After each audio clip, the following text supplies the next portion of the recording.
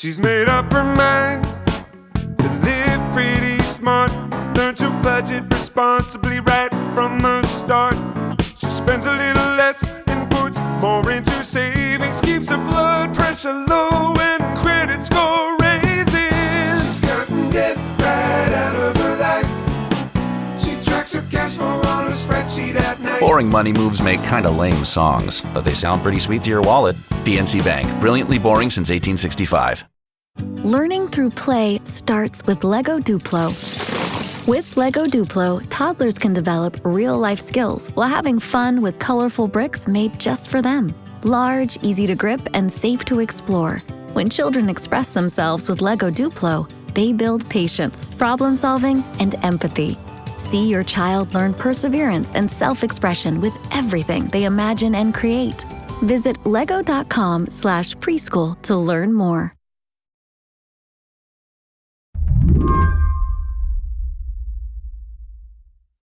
Slate's Mark Joseph Stern always knew June was going to be a mess for him. He reports on the Supreme Court. He's gotten accustomed to the justices' habit of dumping one big decision after another right before summer vacation. But even for Mark, last Friday was a doozy. Well, the Supreme Court declared on Thursday that it would hand down its final opinions of the term on Friday, which was a surprise. Because you were expecting a lot of them, right? Well, at least 6. And we in the SCOTUS press corps thought that the court would split those between Friday and Monday so as to not overwhelm us and the public. But then I think after this announcement on Thursday, the chief said, surprise, we're releasing all the rest on Friday. I realized that that's maybe the goal, to overwhelm us, to overwhelm the public, to flood the zone with a lot of bad news so that it'll be impossible to absorb and it'll all get swept away in the news cycle by Monday. And the court will be able to evade the public eye by the time July rolls around. How many hundreds of pages of opinion did you get here? Oh my God. I can't do math, as you know, Mary, but cumulatively at least 500 pages. Have you spent the weekend reading? Yes, I read all of them. By now, you've heard the headlines, especially about the birthright citizenship case the court decided. In short, that case upended what has become common practice for district courts to issue universal injunctions against presidential decisions when they think those decisions raise constitutional questions. At oral arguments, the court sounded really divided about this question, and it's a tough question in a lot of ways. I think everyone agrees that universal injunctions have been abused in recent years. It sounded at arguments like the majority was going to try to rein them in a meaningful way without abolishing them altogether. But what the court did instead was essentially just announce no more universal injunctions. This tool is gone. And that was pretty startling, pretty far-reaching. And for Barrett to write it, that took pretty much everyone by surprise. Yeah, I'm glad you brought up Justice Barrett because I was looking back at your coverage when this case was argued, and you noted at the time that Justice Barrett was one of the more skeptical questioners. Yeah. So to have her come out and argue so vociferously for the majority here, it really feels like it came out of nowhere in a lot of ways. That was my first impression. And she grilled Trump's Solicitor General, John Sauer, on whether he would follow the rulings of district courts and even federal courts of appeals as binding law throughout the circuit and throughout the country. She seemed to doubt that he would. He said he wouldn't. He said he might not. He said, yeah, we'll try, and sometimes we may, but we absolutely reserve the right not to do so. And she sounded pretty taken aback by that. And yet in her opinion, she's like, well, nevertheless. Yeah, exactly. This is the biggest gift that Donald Trump could have possibly asked for in his crusade to blast past judicial limits on his authority. Today on the show, what the justices said about the rule of law and themselves this term, and what that means for the rest of us. I'm Mary Harris. You're listening to What Next? Stick around.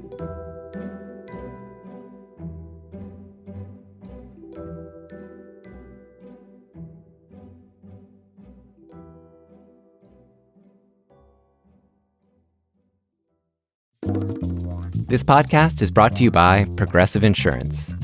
Do you ever find yourself playing the budgeting game, shifting a little money here, a little there, just hoping it all works out? Well, with the Name Your Price tool from Progressive, you can be a better budgeter and potentially lower your insurance bill, too. You tell Progressive what you want to pay for car insurance, and they'll help you find options within your budget. Try it today at Progressive.com. Progressive Casualty Insurance Company and Affiliates. Price and coverage match limited by state law. Not available in all states.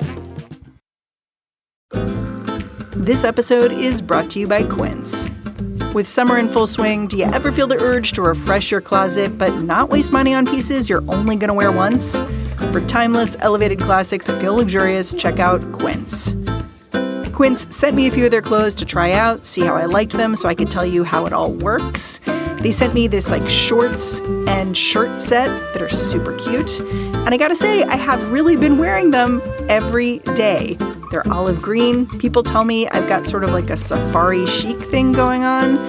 You can check it out at quince.com. The deal with Quince is that they work directly with factories and cut out the middleman so you can get clothes without as much markup. It's stuff like 100% European linen tops starting at $30, washable silk dresses and skirts. It's the good stuff.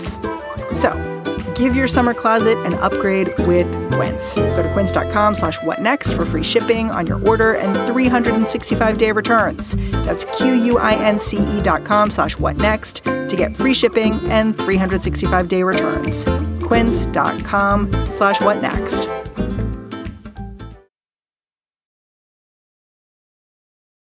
I asked Mark Joseph Stern to kick off this end-of-term Supreme Court roundup by explaining Trump v. CASA Incorporated. That's the official name of that birthright citizenship case we alluded to at the top, the one that deals with the administration's executive order, attempting to dramatically reinterpret the 14th Amendment and put an end to the longstanding practice of giving American citizenship to anyone born here. But the court was not ruling on the constitutionality of that executive order. Instead, they were asked to rule on universal injunctions issued to block executive orders like this one. So the court says that lower courts, district courts, courts of appeals can no longer issue injunctions that prohibit the government from doing anything anywhere. So here, this was an attack on birthright citizenship. These lower courts had said this policy cannot be implemented by the government in any capacity against any person, period. End of discussion. And they had a really good reason for saying that. A really, really good reason. I mean, this is totally buried in the majority opinion by Barrett, but that is because this executive order is patently unconstitutional. It is clearly defying the plain text of the 14th Amendment Citizenship Clause. We fought a civil war in part over the question of birthright citizenship. We decisively resolved this question through the 14th Amendment. The Supreme Court has stood by this interpretation of the 14th Amendment for more than 120 years. There is almost universal agreement that the president cannot do this. Also, it creates practical chaos. Because if you're a state like New Jersey, who the Solicitor General for New Jersey argued this case, you're saying if you're getting rid of birthright citizenship and people are crossing state lines, and what am I doing when someone's born in a hospital here? How's this all going to work? We just don't know. It's just literal chaos. And that is important to lift up because it explains why this decision is going to create even more chaos, right? So 22 states, including New Jersey, sued to block this policy. So they are plaintiffs. And they, I think, even under this decision, are entitled to an injunction. So this policy cannot be implemented in those 22 states. But that left 28 other states that are not parties to this case that I think district courts cannot issue injunctions to cover.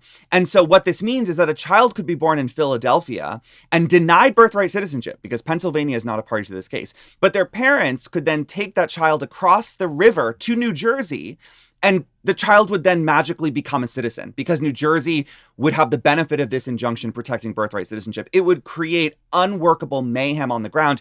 And beyond that, I mean, we have so entrenched birthright citizenship in our law that it's not clear how you can prove citizenship otherwise. So what happens when that's taken away?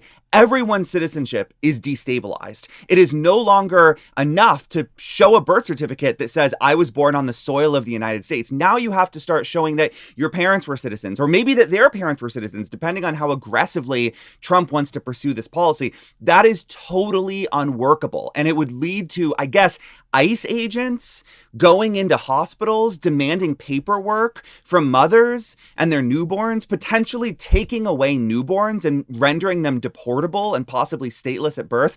It's disgusting. When we don't know what it's going to look like, right? Like that's the worst case scenario or a scenario of how it could play out, but we just don't know, which is like part of what makes it so bizarre to me. Yeah. The justices say their decision has 30 days to take effect. So I guess I wonder in the next 30 days what happens. And I wonder what happens in two ways. Like, first of all, with nationwide injunctions, because there are other nationwide injunctions or universal injunctions about all kinds of things. And then what happens with birthright citizenship in these 22 states that have sued here, in the 28 states that have not. So maybe start with the universal injunctions and what happens there. So they will be rolled back in some capacity. And that is because Justice Barrett's reasoning for the court is very technical. And she says, under the law, the only kind of equitable relief that district courts can provide is the kind of relief that was available in the High Court of Chancery in England at the time of the founding. That makes sense. Yeah, sure, of course, because we didn't fight a revolution to break apart from English traditions here. No, she says we are forever chained to the traditions of this High Court of Chancery in England in the 1700s. And she argues that at that time in that court, there was no analogous relief that looked like a universal injunction. This means that any future relief has to comply with that principle. She pushes people towards class action litigation, yes? Undoubtedly. That's got to be where people go. And that is where the lawyers in this case immediately went. They started filing paperwork to try to certify a class of individuals. And so that would mean that the plaintiffs themselves, here it would be expecting mothers. They would be arguing for a certification of a class that they represent. And it would be them and everyone who is similarly situated to them throughout the United States. So other pregnant mothers who are either undocumented or who are here on temporary visas or of other protected status that is not a green card. Is that a universal injunction by any other name if the class is certified? Yes, it is. I think it is. I think that it basically creates the same kind of relief for the individuals on the ground. So why isn't it clever? It's not clever because the Supreme Court has spent the last few decades gutting class actions and making it nearly impossible to prevail in class certification or a class action lawsuit. The court has taken a hatchet to Rule 23, which is the federal rule that allows for class actions, and made it incredibly difficult for plaintiffs to form these classes and argue that they can represent everyone who is similarly situated to themselves. And so there are just booby traps at every point along the road to a successful class action. And the idea that the plaintiffs can just swap out a universal injunction for a class action is, I think, false, because this is going to open up the plaintiffs to a lot more legal vulnerabilities than they previously faced.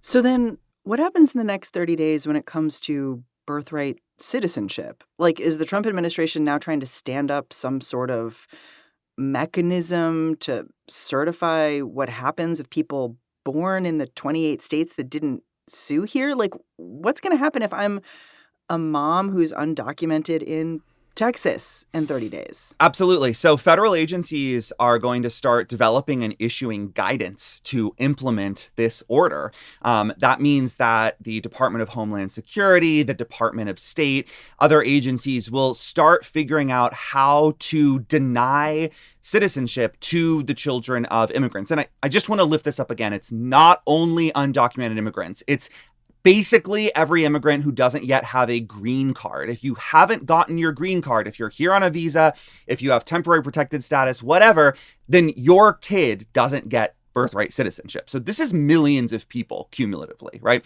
And so what we're going to see is these agencies start to create rules and regulations that maybe prohibit newborns from getting social security numbers, from getting passports, from getting other documents of citizenship until they can prove through their parents or perhaps through their lawyers that they have a claim to citizenship under this brand new rule. And that is going to affect more than just the children of immigrants, right? Because every person, again, who gives birth to a child on American soil relies, as of this point, on the fact that their kid was born in America to get citizenship. That's about to change, at least if these guidance documents are ever allowed to take effect, which the Trump administration will want them to within a month. It will mean that suddenly people will have to start proving their own claims to citizenship in order to get citizenship for their kids. Another case that came out on Friday was Mahmoud v. Taylor. Mark and I had actually spoken about this one before. It involved Maryland parents who were suing to keep LGBTQ characters out of their children's public school reading material. Justice Samuel Alito authored the majority opinion in this case. Yes. And so the Supreme Court held that if a public school has books in the classroom that involve LGBTQ characters or themes, even the depiction of a same-sex family, that parents have a First Amendment right of religious freedom to opt their children out from seeing those books or being exposed to them in any way.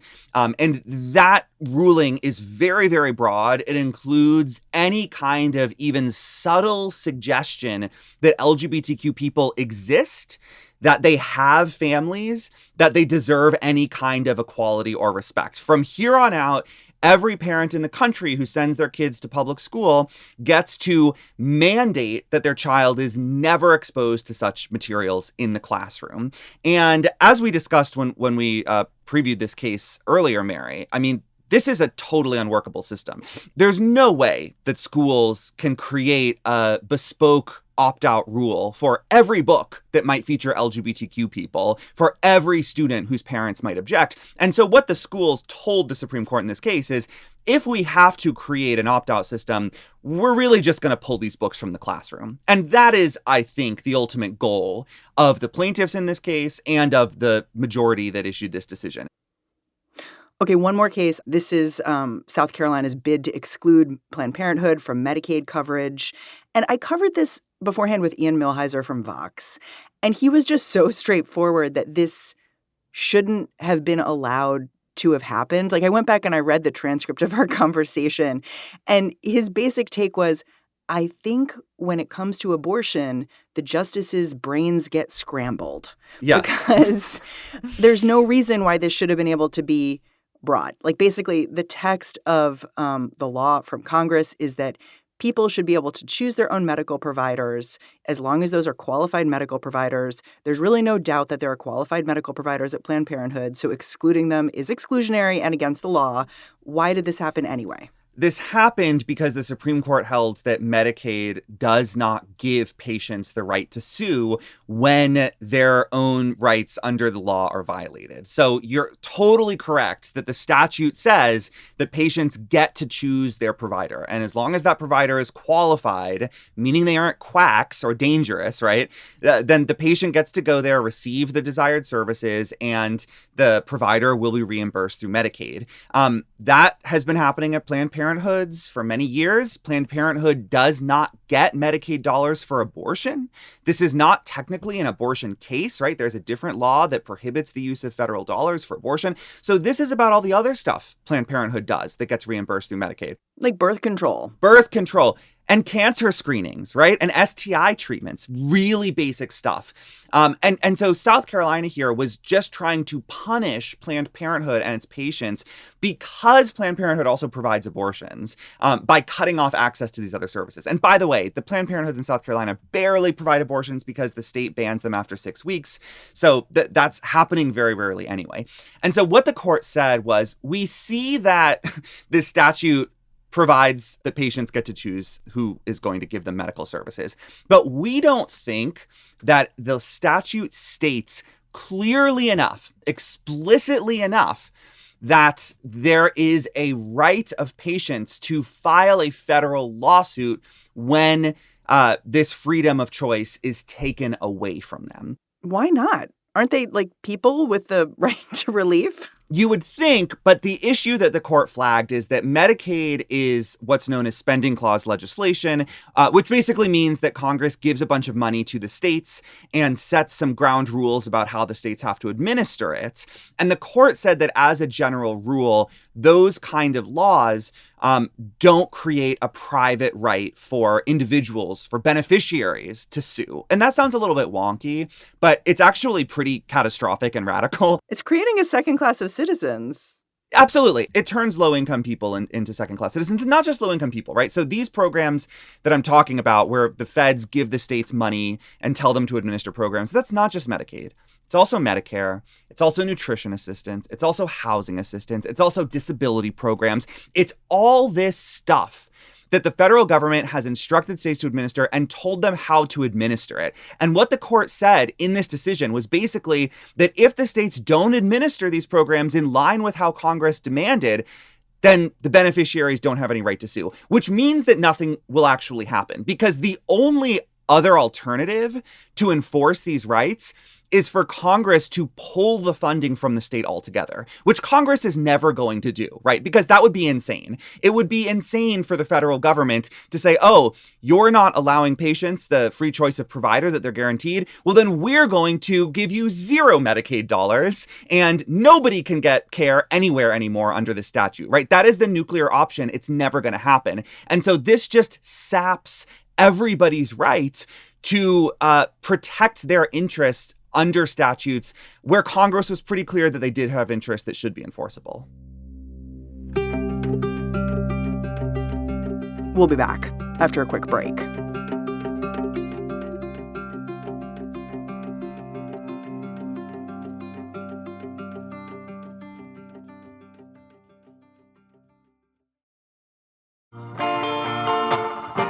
This show is sponsored by BetterHelp.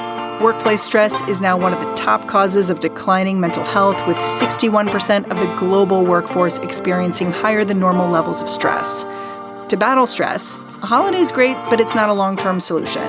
So, start small, focus on wellness.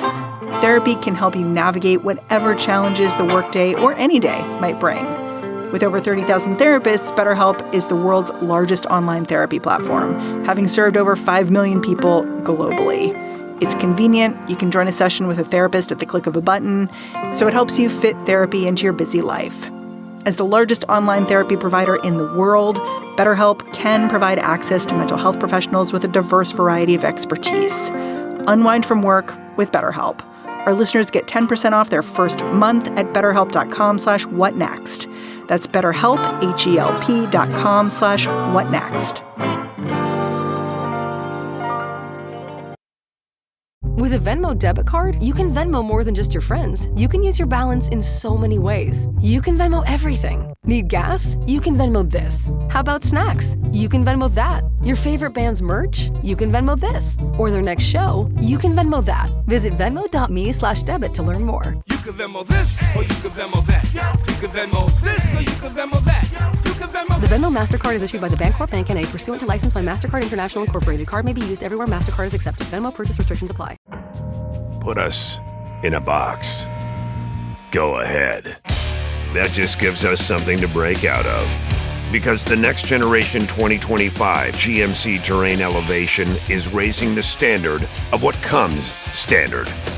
As far as expectations go, why meet them when you can shatter them? What we choose to challenge, we challenge completely. We are professional grade. Visit GMC.com to learn more. Now that the Supreme Court's term is all wrapped up, I wanted to know where the court stands in a big picture sense. Mark Joseph Stern said you can sum it up by saying the court is moving at speed. This court is not only taking away rights that it had previously recognized. So it's not just like overturning the right to abortion, right? the court is also taking away rights that Congress tried to create and protect. The court is telling Congress, and this has been a theme throughout many terms now, the court's telling Congress, you can't do that. You might have tried to create these rights and it was a nice try, but we will not respect that. We will gut those efforts and take away people's rights, even though they exist under statute. Another takeaway is that this court thinks that Republican presidents should get more power than Democratic presidents, and thinks that Republicans just have a more legitimate claim to rule than Democrats. You mean just because when they decided to make these choices? Yeah, there's no other way to interpret this decision in the universal injunction case. I mean, you know, the Solicitor General, Elizabeth Prelogar, under Joe Biden, went to these justices hat in hand over and over again and said, please limit this universal injunction. Please rein in universal injunctions. And the conservative justices said no over and over again. Every single conservative justice repeatedly voted to uphold universal injunctions against the Biden administration. And then, again, just look at the timing. Within 6 months of Trump coming back, they said, no more of these. They're taken away. I just don't think that you can impute good faith to that effort. Like, I don't think you can read that as anything other than the conservatives allowing for this tool of, frankly, judicial empowerment to stand for 4 years under a Democrat, only to pull it away almost as soon as a Republican has returned to office. I mean, that strikes me as unanswerable in terms of where this court's partisan loyalties lie. We've talked about what these cases mean for, like, citizens in the U.S. Yeah. But I'm wondering if we can talk about what these cases mean for the justices themselves. And I know it's, like, silly to mythologize these people in robes, but at the same time, they have so much power that I think it's useful to look at what the decisions themselves and the dissents say about, like, how they're doing in there. Yeah. It seems messy as hell, honestly. Yeah. Well, to sort of gaze a little bit more behind the curtain, which is, I think, what you're asking for. Yeah. I want all the tea. First of all, the liberal minority has never been weaker. I think that the liberal minority, the three justices, Sotomayor, Kagan, and Jackson, I think they are fractured among themselves about how to counter the majority's aggressive activism. And I think each of them wants to take a different approach. It's so interesting you say that because there's been so much focus on Justice Ketanji Brown Jackson's dissent, especially in the universal injunctions case. And I think, people have put forward how strong it was, right? Which I think is true. But I think what you're saying is, like, that the way she's speaking, that strength, that ferocity comes from a point of weakness when there's nothing else to do but yell. Yes, to essentially risk burning it all down to alert the public that something has gone deeply, horribly wrong with the Supreme Court. And I think the key word in her dissent, there's a lot of great rhetoric, but at the end she says that she has deep disillusionment.